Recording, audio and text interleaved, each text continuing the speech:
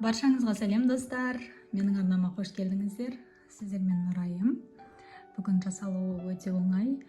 Қамырын ашытпайтын, оқтаумен жаймайтын, сондай өте оңай дайындалатын пиццамен бөлісетін боламын.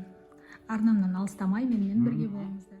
Заттар: ет, жуа және помидор. Помидордың орнына томат шығарсаңыздар да болады, бірақ мен барлығын бірге өткізіп алатын боламын.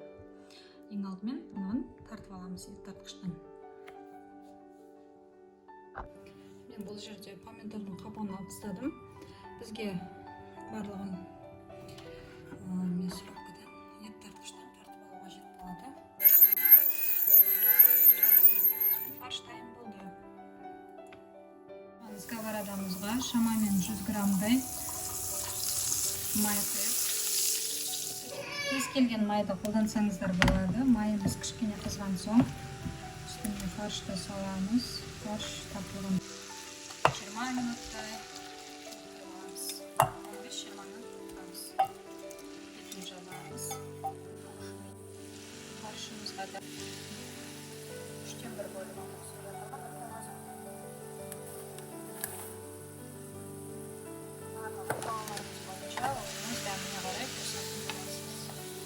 Араластырып береміз.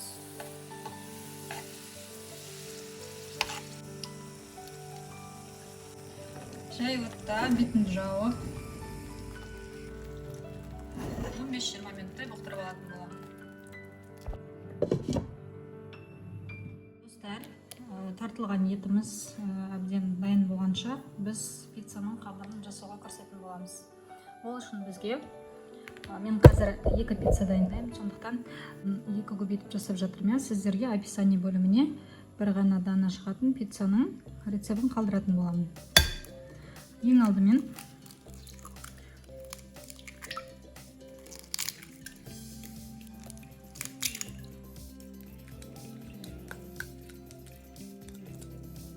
енді үстіне сары майымыз жақсылап араластырамыз.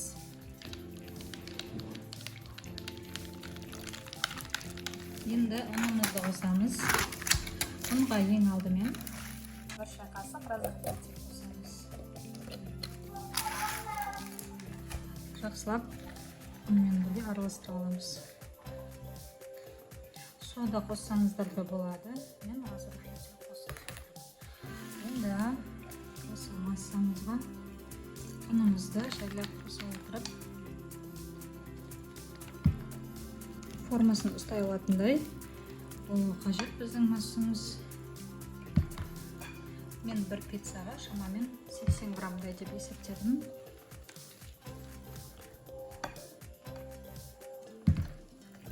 Мінекей осы масса жарап қалады. Мен қазір екінші пиццамыздың начинкасын, салмасын дайындап қоятын боламын. Жұқа етіп кесемін помидорды. Мінекей біздің начинкаларымыз дайын. Қазір біз маргарита пиццаға соус дайындайтын боламыз. Ол үшін мен жаңағы үйдегі бар заттармен тек міне аджика қосамын шамалы.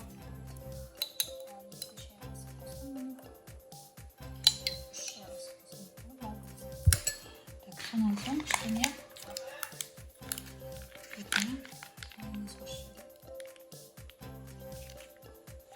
осы жарап қалады деп ойлаймын. Бұл бізде маргарита пиццаға соус болады. Араластырып аламын. Пайдаланатын сырымызды үккіштен өткізіп дайындайтын боламыз. Пергамент қағазын төсеп майлап қойдым. Енді осы тестімізді жартысын пайдаланатын боламын.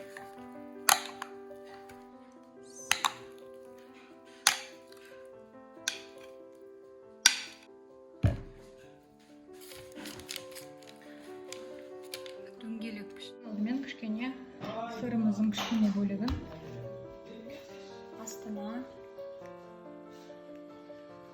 жайып шығатын боламыз. Фаршымызды бір араластырып жіберіп, бетіне бір тегістетіп салып шығатын боламыз. Бетін бір тегіс етіп, жанына 1 сантиметр жеткізбей жасап шығатын боламыз. Сонан соң бұтымен сырымызды себеміз. Қыздырылған пеште 180 градус 15 минут ұстаймыз. Мінекей достар, ет пен пиццамыз дайын болды. 15 минутта дайын болып шықты. Иісі бұрыннан алып.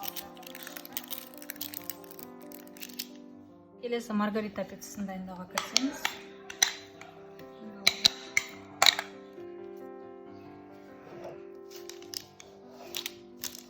Алдымен қамырын дайындап жазамыз.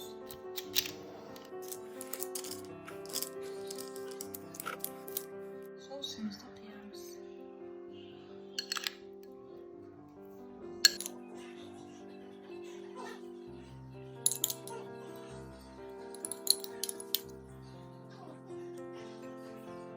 Қойып шығамыз.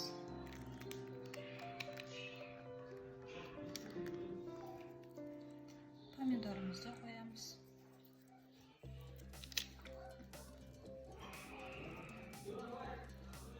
Қалған сырымызды көбіне салып шығамыз. Қызып тұрған пешке 180 градусқа 15 минутқа қойып аламыз.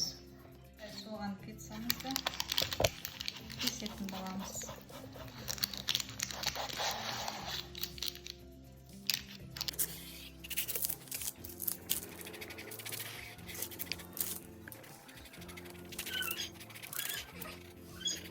Қазір жолдасым дәмін көретін болады.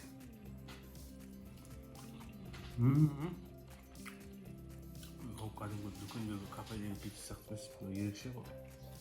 Дәмі бөлек.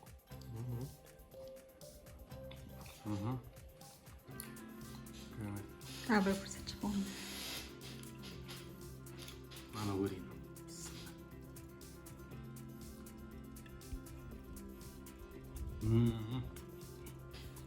Керемет. Әдемі. Ас болсын. Рахмет.